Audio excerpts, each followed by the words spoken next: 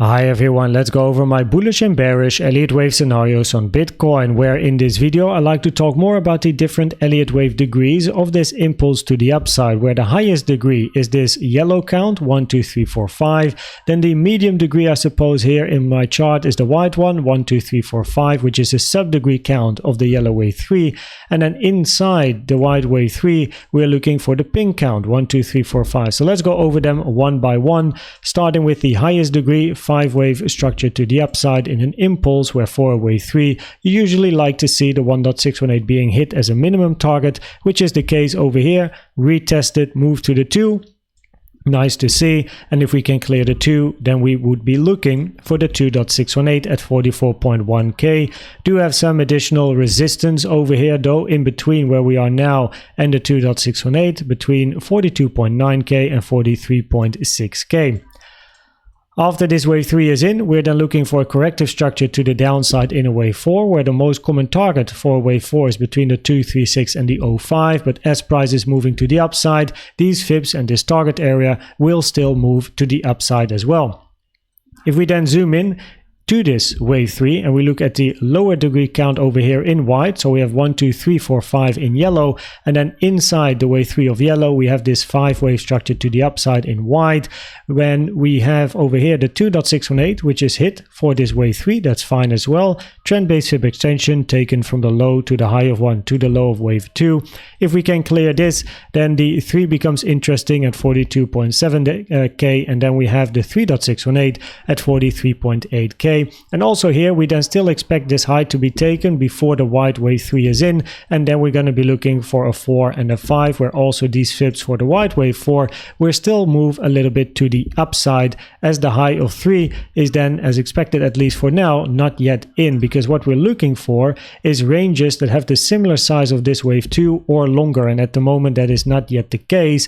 And if we also look at the pink count that we have over here, the lowest degree I have on my chart, then you can see we have then a 1, 2, 3 looking for 4 and then a 5.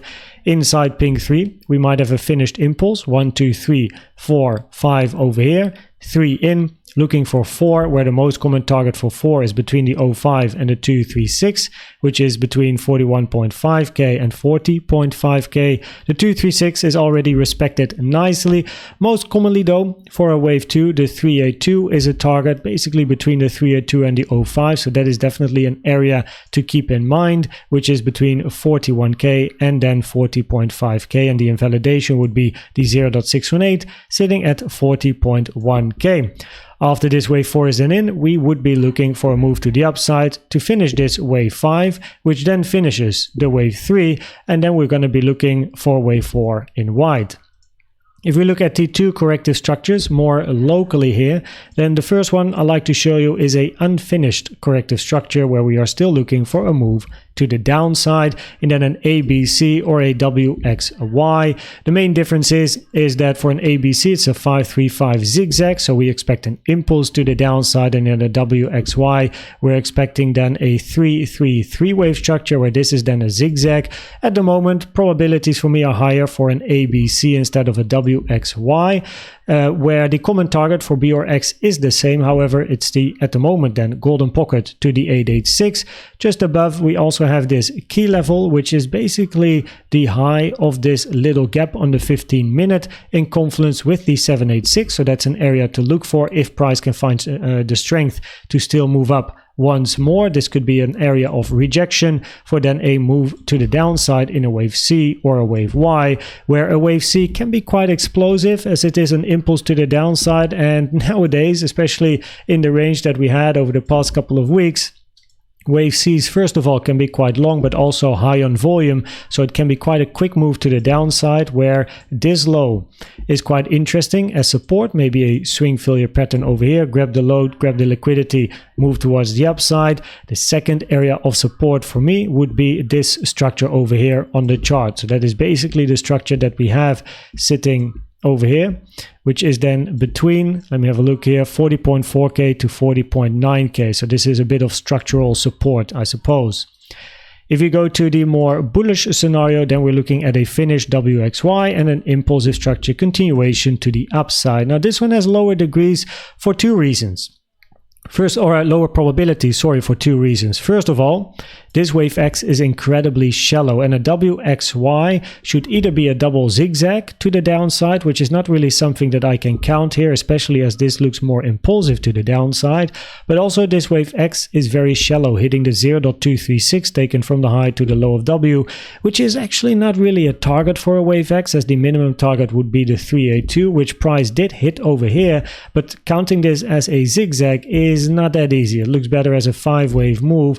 And secondly, if we are looking for a continuation of the trend to the upside and then an impulsive structure, then preferably we don't really like to see overlap over here, unless this is a 1-2-1-2, big 3 to the upside, but then preferably we see bullish CVD divergences here, which at the moment we didn't have when price was ranging down here. Now, of course, if price moves to the downside, then the bullish scenario would be invalidated anyway. But this is a reason why the probabilities for a move to the upside are lower compared to the bearish scenario that I just showed you. Now, potential diagonal was on the cards potentially before this move happened, but also a potential diagonal 1, 2, 3, 4, 5 is not something I'm looking for anymore. It's really an impulse where at the moment it just doesn't look that likely. If we look at the CVD divergences, we had some bearish CVDs over here that already played out. We had some more bearish CVD divergences, got invalidated as price moved to the upside. And at the moment, we don't have any bearish CVD divergences over here. Lower high on price, higher high on the CVD is not visible. Interestingly though, with this reaction, we got the yellow line moving to the downside incredibly quickly, creating bullish CVD divergences here between the lows here and the high that we have. So maybe that price can find some strength to still take this high. And then, of course, we observe the reaction as we still have the scenario on the chart just in case. Now, if we look at the news, we do have news coming up. 4 p.m. Central European time, so volatility might kick in. Make sure you trade safe.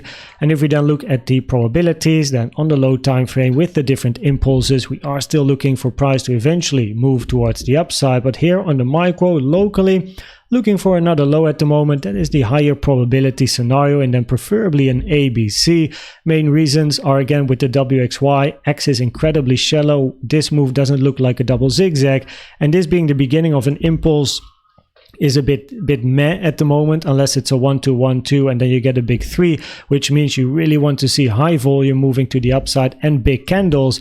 As long as we don't see that, we are going to be looking for a move to the downside. Now, keep an eye on CVD, of course, and also remember the trend. We are in a strong trend to the upside. Generally, we are looking for more upside as well. The trend is your friend till the end. No financial advice, of course, but make sure you trade safe. Don't catch knives, YOLO or FOMO. Have a plan, have an entry strategy as well with requirements, and bank the profits. I hope this video was helpful or valuable to you.